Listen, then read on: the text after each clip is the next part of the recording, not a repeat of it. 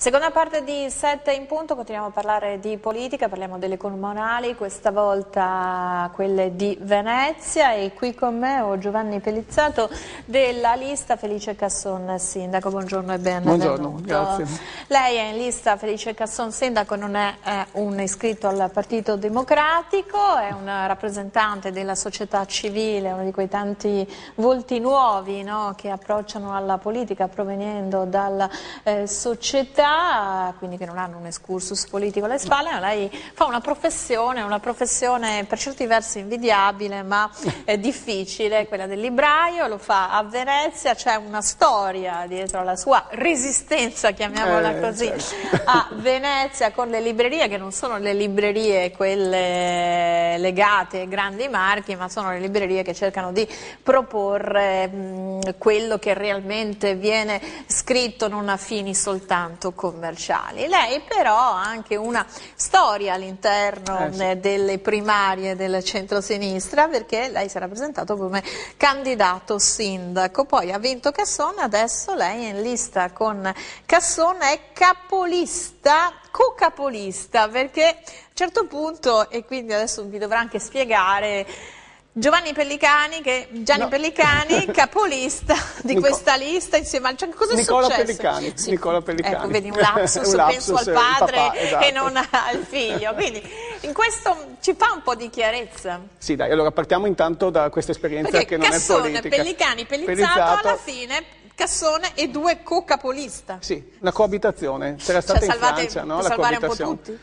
Beh, può essere, può essere, è una soluzione salomonica, come lo specchio diviso a metà. Diciamo però non salomonica, so. Potrei essere più cattiva. Potresti essere più... No. Allora dai, partiamo da indietro, partiamo dalla libreria, che appunto è quella la vera cifra, la vera esperienza personale che io ho. È una libreria storica, la libreria Toletta, che nasce addirittura nel 1933, quindi lunga tradizione di famiglia, e poi giustamente appunto evoluzione con una libreria come la Mondadori, libreria che ha segnato un po' il panorama culturale veneziano, perché aveva uno spazio eventi, una sala di più di 300 metri quadrati, molto grande, che ha organizzato letteralmente centinaia di eventi nei 7 anni in cui è stata aperta. Quindi il mio mestiere è un po' duplice: da una parte appunto il libraio, nel senso che era stato descritto nel modo migliore da te prima, quindi libraio vecchio stile, vecchio stampo, libraio indipendente, e dall'altra invece una persona che si occupa anche di portare degli autori a Venezia. Io ho portato Saviano, ho portato ultimamente Vinicio Capossela, quindi, e ho anche cercato di valorizzare sempre quello che è l'ambiente culturale veneziano, città piccola, perché piccola nel numero di abitanti, ma estremamente resistente, come dicevi prima. Adesso in questo spazio c'è uno showroom, uno spazio vendita di una delle griffe più elevate a livello internazionale, perché lo spazio cultura era stretto. Cosa è successo? Perché l'hanno sfrattata? Allora, diciamo che la libreria era nata su una precisa convenzione del comune, che appunto, trattandosi precedentemente ancora di un cinema, i veneziani ricorderanno il Cinema San Marco, uno dei cinema più grandi e anche più importanti di Venezia, chiuso per 20 anni, più di 20 anni, dagli anni 80 fino al 2000 e oltre, trasformato poi in uno spazio culturale con libreria, spazio eventi, eccetera, eccetera. A un certo punto decisioni diciamo di tipo manageriale, quindi non certo culturali, hanno fatto sì che si cedesse il passo a una GRIF. È chiaro, a Venezia le GRIF ovviamente si contendono gli spazi. È una questione di affitti, e quindi entriamo poi nel merito di come dovrà essere riorganizzata la città.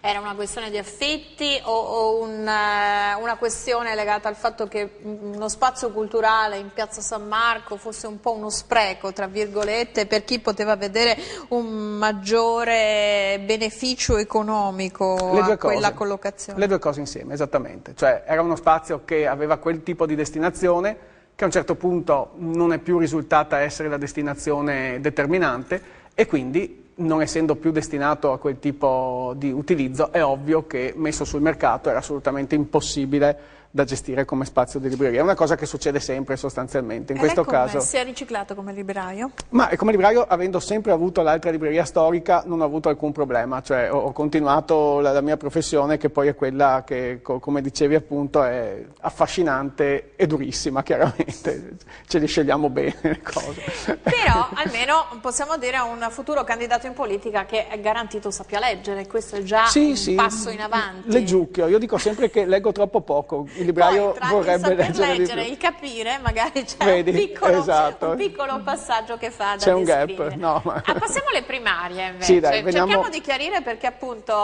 credo che abbia lasciato abbastanza sconcertati molti veneziani, poi ovviamente chi non è veneziano non può capire in profondità le dinamiche della città, il fatto che nella lista di Felice Casson sia stato scelto come capolista Nicola Pellicani, no? E doveva essere lei, se non sbaglio, il capolista, cioè...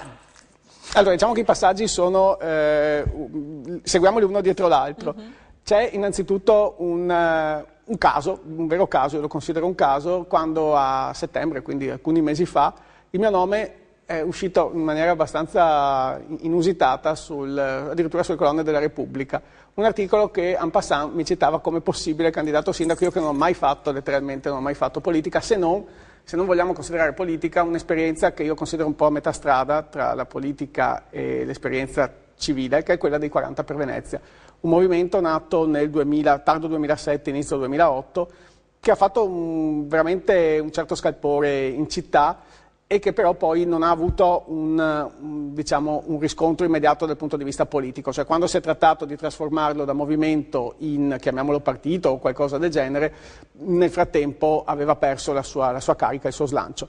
Dico, a parte questa esperienza, io non ho avuto nessuna esperienza politica precedente, quindi sono rimasto molto colpito da questa uscita sulla Repubblica, ma più di me sono rimasti colpiti i giornali veneziani, e lì ha cominciato a nascere un vero e proprio... Quindi è stato l'articolo di Repubblica a spingerla dalle 8 l'articolo a decidere di scendere in campo? Diciamo che sì, cioè non quel semplice articolo, ma quello che ne è seguito appunto così, e anche di risonanza e di rilievo proprio in città. Io sono veneziano e vivo da sempre a Venezia, e Venezia è una città molto particolare sotto tutti i punti di vista, anche dal punto di vista sociale, una città dove si cammina sempre per strada, ci si incontra, si parla, si ciaccola, quindi eccetera. La triade Felice Casson, poi capolista Nicola Pellicani e Giovanni Pellizzato, Nicola Pellicani mestrino, Giovanni Pellizzato veneziano, sopra Felice Casson che non è veneziano. Beh, diciamo che è un veneziano d'adozione, perché lui è a Venezia da alcuni decenni. Tutto l'elettorato che in qualche modo gravita nella vostra area potrebbe stare tranquillo. Può stare tranquillo, infatti. No, infatti ma adesso vogliamo sapere da lei, perché qualcuno ha storto il naso nel sentire Nicola Pellicani capolista di Casson? Beh, allora, premesso che le mie valutazioni politiche sono le valutazioni di un impolitico, non di un apolitico, ma di uno che comunque ha uno sguardo limitato sulla politica e più vicino invece al mondo. Però è dentro a questa partita. Però sono dentro, ci sono entrato, esatto.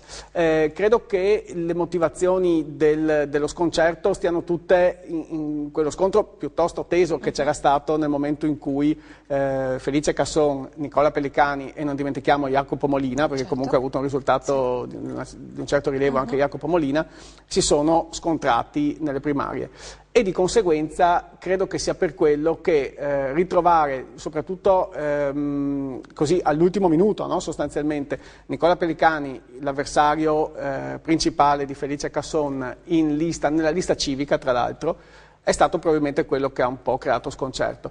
Devo dire che un'interpretazione intelligente secondo me è proprio quella che abbiamo utilizzato un attimo fa, cioè una lista che ha comunque una valenza civica. Pellicani in realtà anche lui non è un politico, no, ha delle forti contiguità con la politica, suo padre è stato comunque una persona di primissimo piano della politica veneziana, però lui non è un politico, e di conseguenza questa lista civica con queste due teste sostanzialmente è come se rappresentasse un po' le due anime della città. Venezia acqua e terra, Venezia e Mestre, e quindi di conseguenza io sono la parte veneziana. Con Matteo Renzi, con il governo principale, perché poi Felice Casson all'origine non era il candidato così preferito dal Premier, ma do lo spazio alla pubblicità, torniamo tra un paio di minuti. È andata bene? Sì.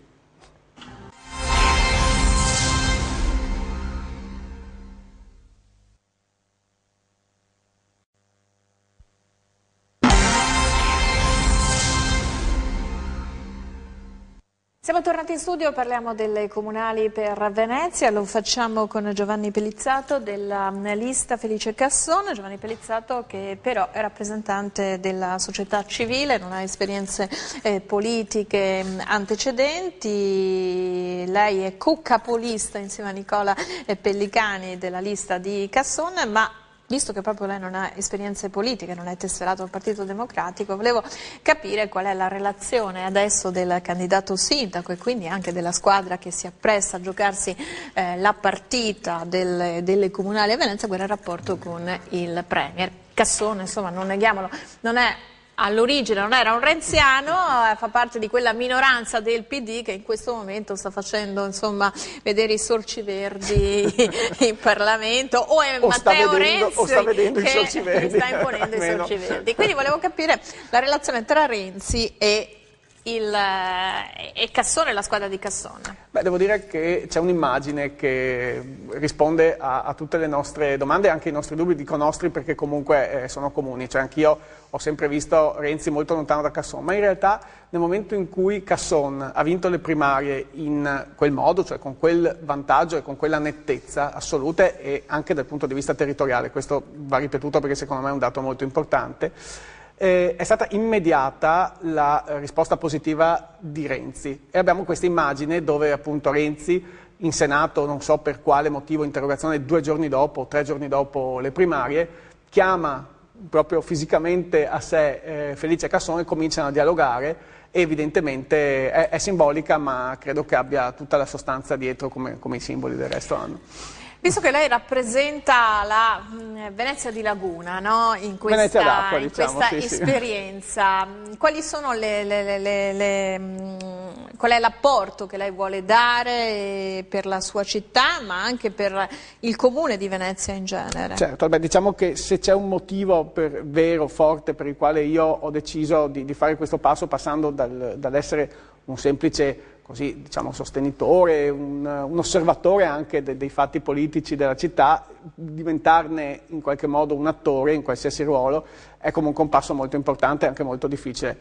L'ho fatto proprio perché ritengo che Venezia, la Venezia d'acqua, che però in questo momento, ahimè, si rispecchia molto anche nella Venezia di terra, viva delle problematiche di limite, di frontiera. Cioè, a questo punto noi ripetiamo spesso, lo ripete Felice Casson, Venezia ora zero, anno zero, cioè o si riparte o la città veramente rischia non tanto il default economico, che è comunque un problema all'ordine del giorno, quanto veramente proprio non un default ma un problema vero di identità, ecco questo. Ripartire dall'ora zero è anche quello che si prefigge il vostro diretto avversario, l'imprenditore Luigi Brugnaro. La vostra ripartenza si connota di quali elementi? Allora, essenzialmente per quanto riguarda appunto la città d'acqua, dove la mia attenzione è maggiore, secondo me il tema principale è quello del ripopolamento.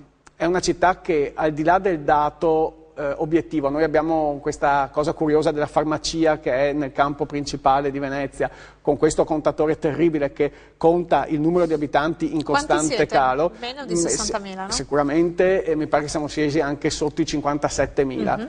Per capire questo dato bisogna semplicemente confrontarlo col dato degli anni 50. Venezia ha 180.000 abitanti, adesso meno di un terzo di quelli che erano a quell'epoca, ovviamente con molte più case, perché era l'epoca in cui non erano ancora state risanate case, eccetera, eccetera. Quindi è un dato però molto grave. Lei è l'esempio eclatante di perché Venezia si spopola, perché se lei che aveva un'attività in Piazza San Marco in qualche modo viene sostituito dalle grandi griffe internazionali, dalla grande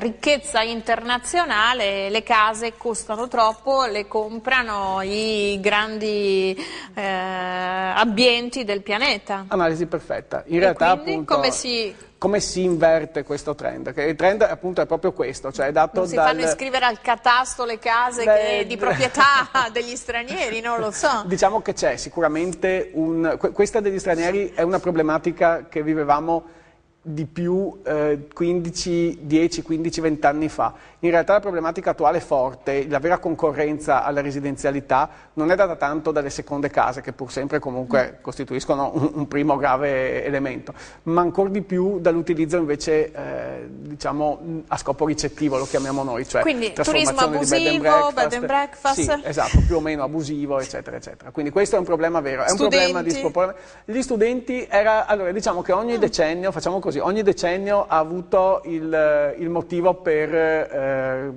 spopolare Venezia. Gli studenti venivano visti come una forza nemica dai veneziani negli anni '80, ma l'errore fu più grave, perché in realtà gli studenti sono la risorsa principale di Venezia.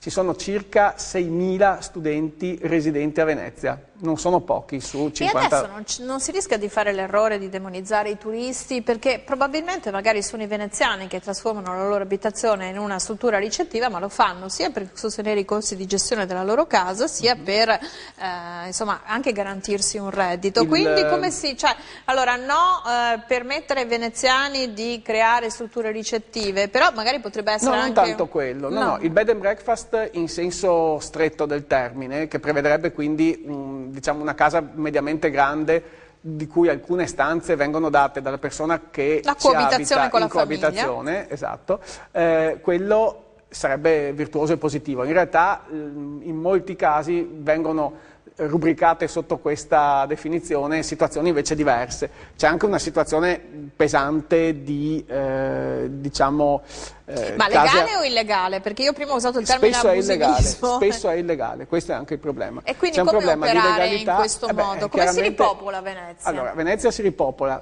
come diceva lei, esattamente sulla ricostruzione delle attività. Quando io parlo di spopolamento vengo sempre frainteso, cioè non è lo spopolamento demografico l'unico problema, è lo spopolamento, io lo chiamo depauperamento del tessuto socio-economico produttivo. Questo è il vero problema e l'ha centrato perfettamente. Però, a quel punto...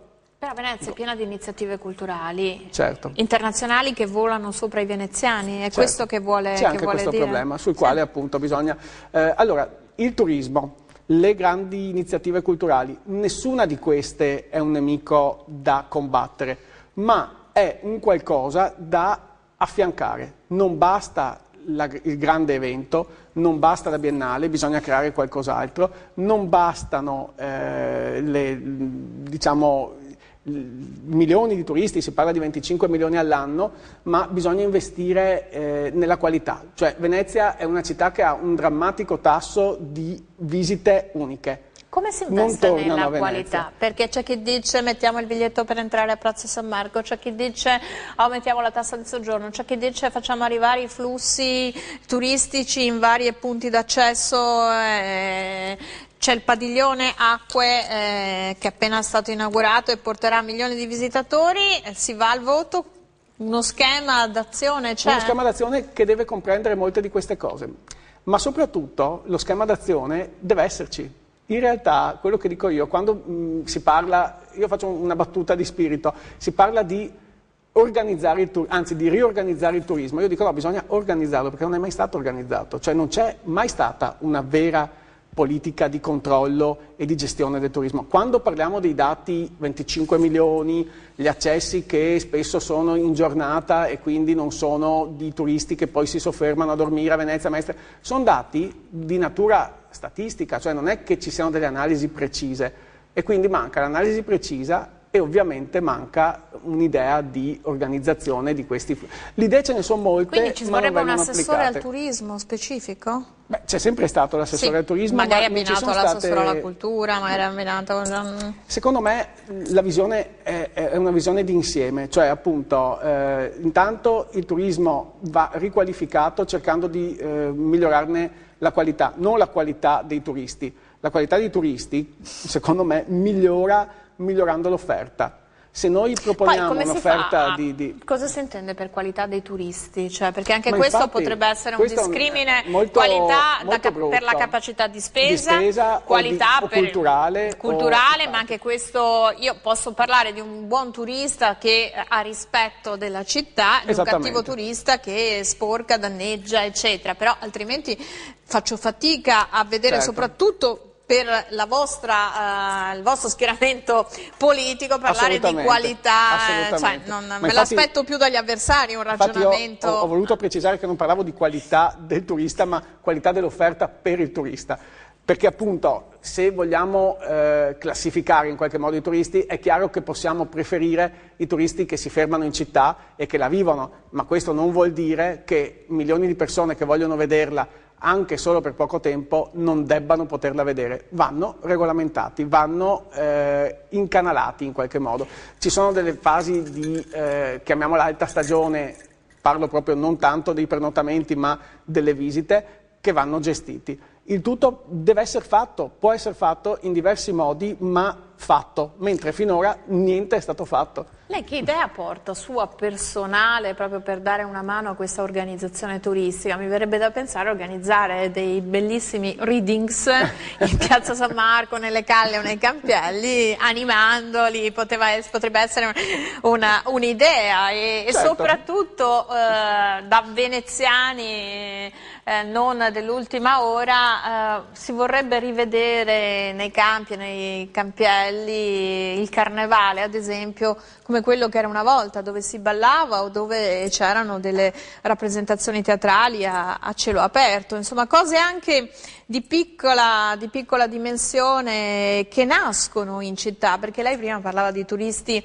di qualità, però spesso questi turisti di qualità, se li intendiamo come portafoglio, poi magari finiscono per andare a alimentare le grandi catene delle grandi firme e magari il turista con minore spendibilità va dall'artigiano a comprare l'oggettino e quindi è difficile. In realtà noi appunto stiamo toccando tutta una serie di questioni che sono centrali. Allora, non è, di nuovo, la qualità è quella che noi offriamo, il turista può avere semplicemente delle diverse capacità di spesa che nulla dicono sulla qualità sua, non è certo questa la scala che si vuol fare.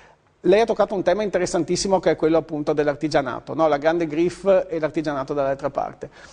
È proprio qua che dobbiamo cercare di intervenire, cioè noi abbiamo ancora, per quanto pochi, per quanto di nuovo resistenti, termine da usare sempre, abbiamo degli artigiani che propongono qualità altissima e soprattutto propongono quei pezzi che stiamo sempre più perdendo di venezianità.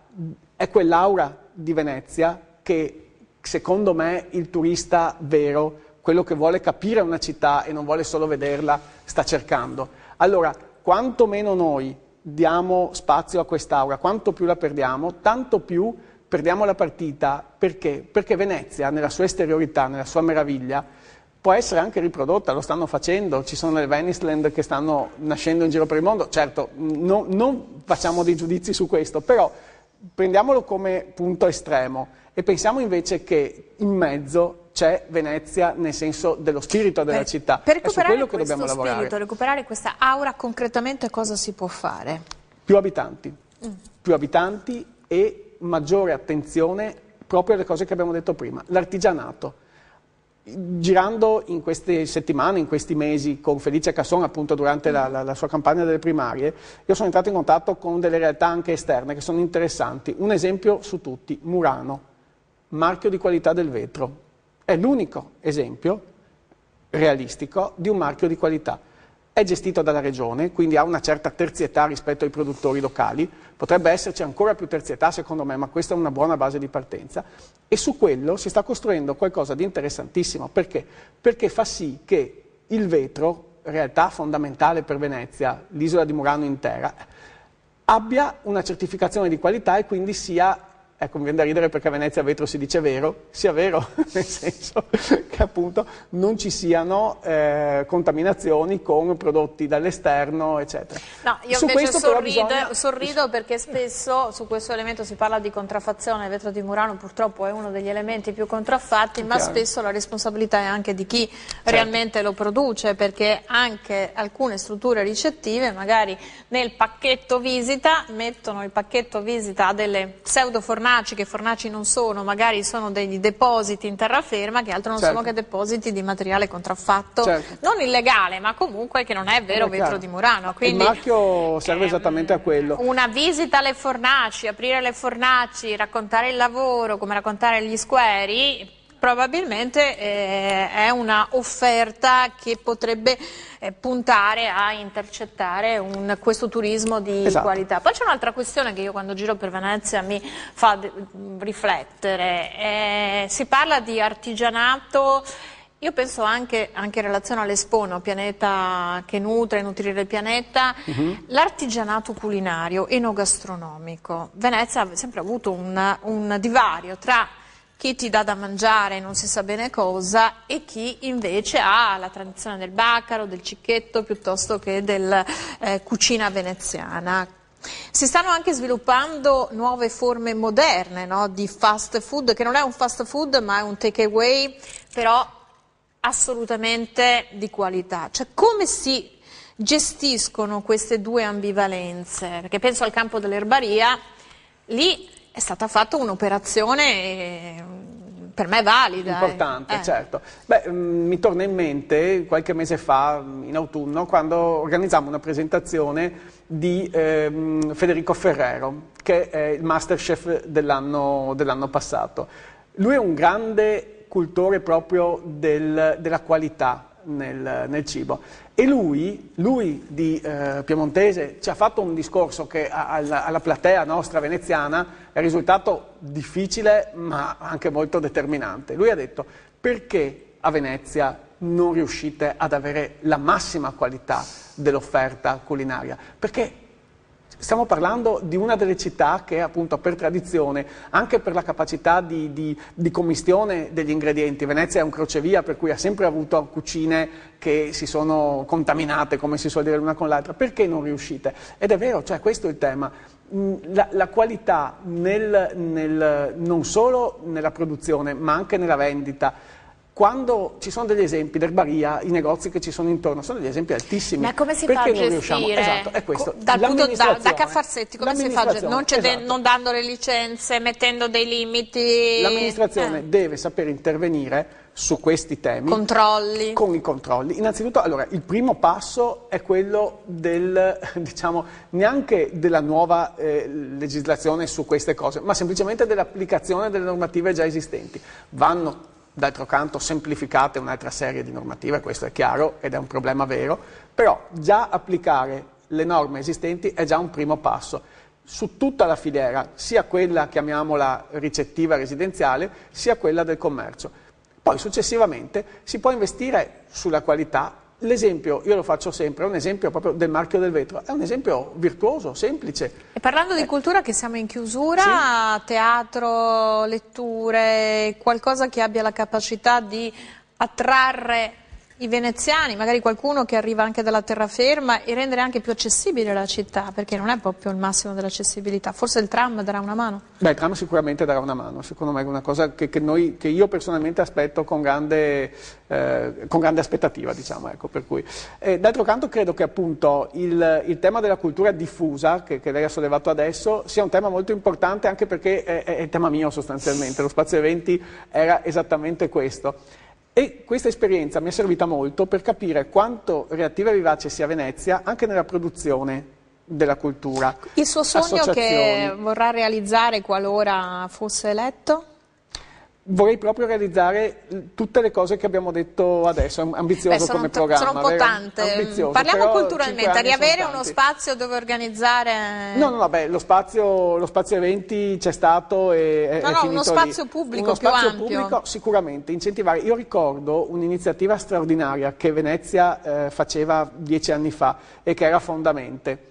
Era un'iniziativa che appunto portava a Venezia autori importanti, internazionali, adesso lo sta facendo un po' in Croci, che è l'Università di Venezia in collaborazione col Comune. Quando si mettono insieme le teste e le si fanno ragionare, le soluzioni si trovano anche in assenza dei famosi finanziamenti, perché è vero che è un problema, la cultura è la prima che rimette in genere perché non viene finanziata a sufficienza, eccetera, ma secondo me è un falso problema, si riescono a fare delle cose dignitose anche con finanziamenti bassi e con sponsorizzazioni. Quindi. Io ringrazio Giovanni Pellizzato, lista Felice Casson sindaco, ovviamente lei è concentrato sulla laguna, Nicola Pellicani chiederemo gli interventi per Mestre. Per Mestre, chiaramente, sì, no, ma è così perché è più facile, mi interessa anche Mestre, chiaramente, ma ne parleremo un'altra volta. Ringrazio Giovanni Pellizzato, ringrazio voi per essere rimasti con noi questa mattina, torniamo domani con una nuova puntata di 7 in Punto, arrivederci.